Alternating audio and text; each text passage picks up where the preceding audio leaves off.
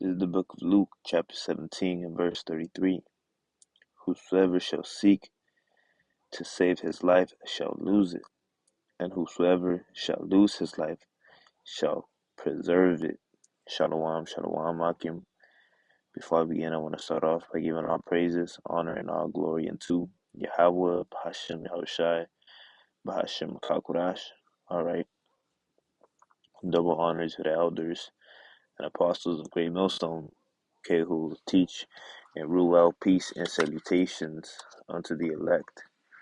Okay, I'm the brother Gabaria Allah, coming at you with a quick hit.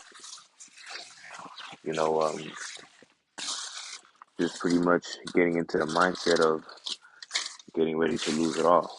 Okay, you know, are you really ready to lose everything? Are you really ready to give up everything for the Lord? Because right now it's the easy part.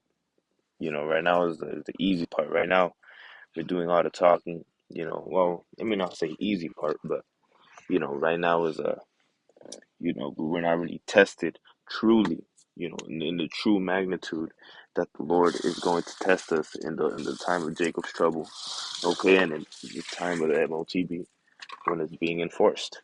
You know, right now we still have the ability to do certain things. Okay, we still have the ability, to go out, to enjoy yourself. Okay, to use the world, not abuse it. But at the same time, you know, we're coming into a time where that's that's gonna be taken away. It's gonna be stripped away. You know, so that's why I opened up with Luke 17. Okay, so I'm gonna start at verse 32. Remember Lot's wife. Okay, and if you recall, Lot's wife was turned into a pillar of salt for looking back. Okay, Lot's wife looked back. She took her. You know, she had the keys. To escape the the judgment that the Lord was going to rain upon them, rain upon the Sodomites. Okay, the wicked you know Sodom and Gomorrah. Okay, but she looked back. She didn't obviously she wasn't like running and she looked back. No, what it's speaking of is she didn't end up going with them. Okay, she didn't end up going with Lot. Okay, she ended up staying. She said, you had to really imagine these scenarios. Okay, she didn't look back, as in she was running and she looked back and then she was turned into a literal pillar of salt. Man, it's a metaphor to saying, instead of following Lot, she stayed with her family. Okay, she couldn't bear the thought of being without them. So she perished with them. Okay, she perished with them. She was turned into a pillar of salt because, as a memorial. Or memorial is not the right word, but something to look back on. Something to reflect upon. Lot's wife went through this. She she she looked back. She couldn't stand being without her family, and she ended up perishing with them. Okay, now what we the faith that we need, it has to be above the faith that we see. Okay, because the faith that we need to have in order to to make it out this world, okay, it's you know it takes a lot of faith. Okay, not any Joe can just do this. Okay, you can't just talk about it and not be tested.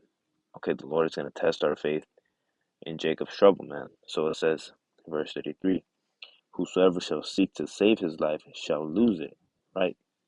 And that's what Lot's wife did. Okay, she didn't wanna forsake her life.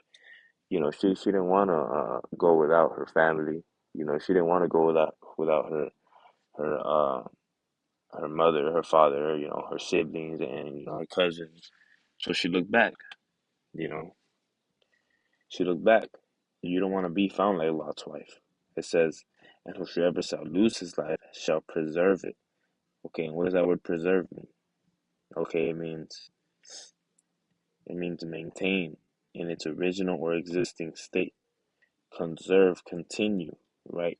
But we're gonna preserve our life in a sense. You know, we're gonna be transformed. Okay, we're gonna be kept alive. We're never going to, die if we be of those elect numbers. We'll never taste the sting of death, you know, if we be of that elect number, which I hope and believe that I am, you know. And that's the mindset that you Akim have to have. You have to hope and you have to really believe, really have faith that you are what you think you it's like that you are of the hopeful elect. All right. So it says, I tell you, in that night there shall be two men in. Oh, actually, this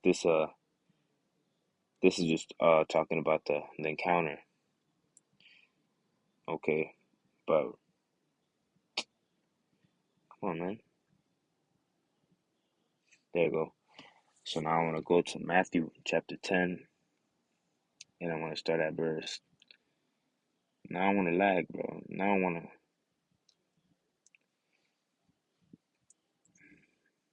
There it goes. Okay, so I want to start at Matthew chapter 10 and verse 34. Think not that I am come to send peace on the earth. I came not to send peace, but a sword, right? Sword is a symbol of violence. Okay, a sword, you know, you use swords to, you use swords to, pretty much wage war, you know, Slovakia. Right, use a sword to wage war. Okay, a sword is a war weapon. It says verse 35, for I am come to set a man at Slovakia, for I am come to set a man at variance variance against his father. Okay, and that word variance is the fact or quality of being different. Difference. So there's going to be a division again amongst these people, and the daughter against her mother, and the daughter-in-law against her mother-in-law. A man's foes shall be they of his own household. Right. So you're gonna be looking back in vain, okay, because your families is gonna be against you anyways. Okay, if you're a true man of the Lord, your family is pretty much already against you.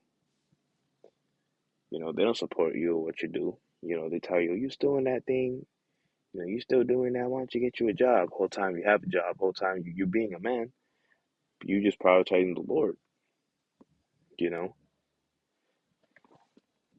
So if they're if they're already, against you now, how much more when they got a bounty on your head, when you have a when on the news it's found dead or alive, $100 million. Okay, because you have to understand that we're gonna be wanted. We're gonna be in a state of people are gonna try to hunt you down, man. You know, literally.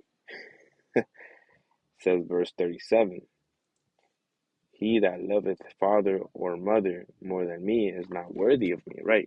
So that ties back into what I was saying about looking back. Okay, you can't look back. You can't afford to look back or to think about the fond memories that you had in this world, and to think about this, that, and the third, because then you're not going to be worthy of being saved. Okay, because Yahweh Shem Shai is looking for those who are sincerely devoted to Him, solely Him.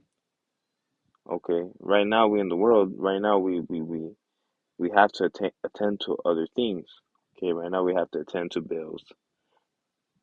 Right now we have to work jobs. Right now we have to go to school or whatever it is. Every brother do. But when push comes to shove and the end times, when the MOTB is being placed and you must have this MOTB, hey, brothers are gonna be you're gonna be gone. You're not gonna go back to work with the MOTB on you. No, not if you're mad at the Lord. You won't be without a job. You're gonna be without a house. You're gonna be on the run because you're gonna get chased.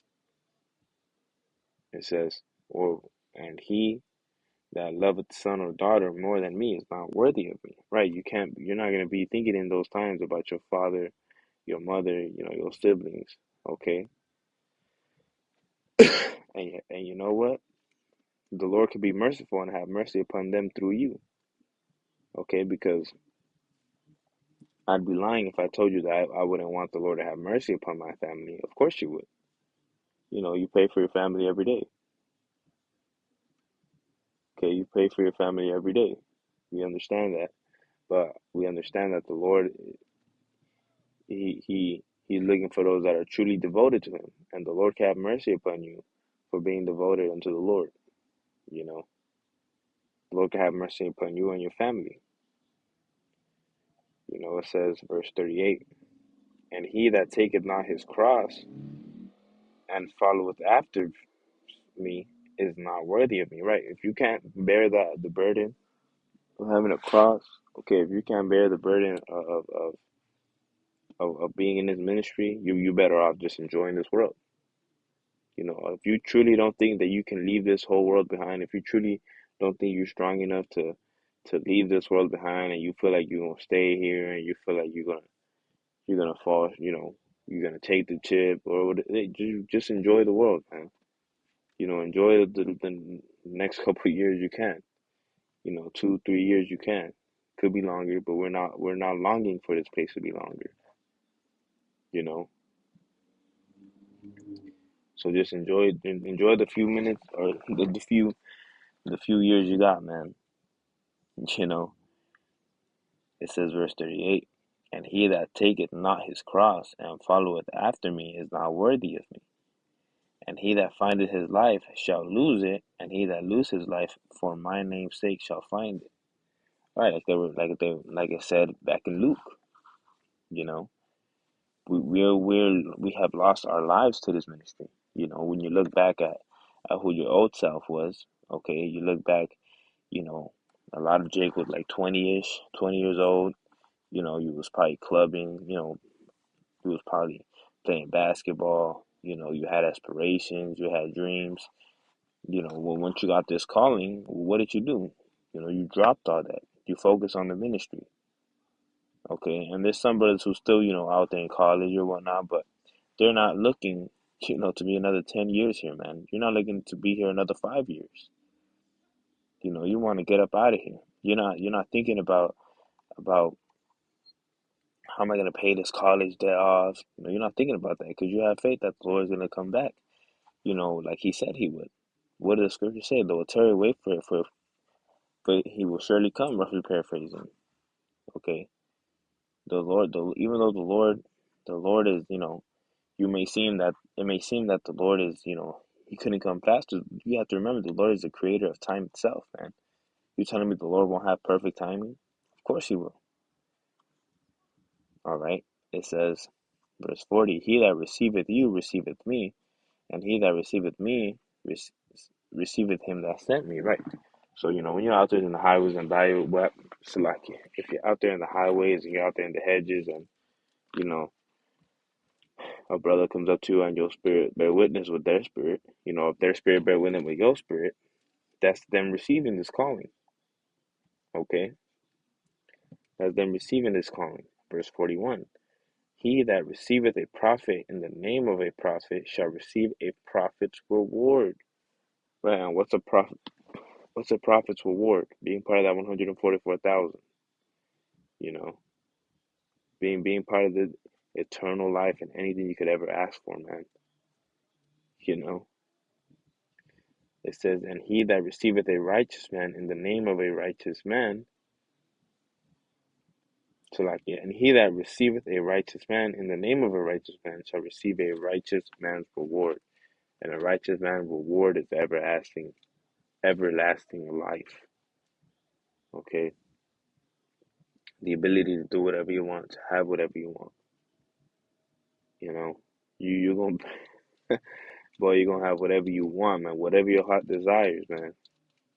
Like the so-called Jamaicans say, my heart listen here, my heart, you know.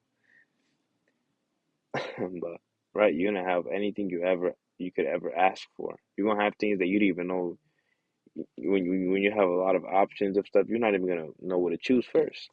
When you go to a store and they got like your favorite drink or whatever, you're like, oh fuck, which one do I even choose? There's so many options. That's what the Lord's gonna have for you in everything. You know. But what do you have to do first? You have to endure this bearing, and you have to not look back. You have to stay with the pedal to the metal, man. Because it's gonna get hard. Okay, it's gonna get hard. So, brothers really have to lock in this mentality, start preparing your mind for how this is gonna be. Because we understand that the Lord's gonna be with us. We just have to trust in Him. So, with that, I truly hope this was edifying. I truly hope this was uplifting in any way. You know, although we fall short, you know,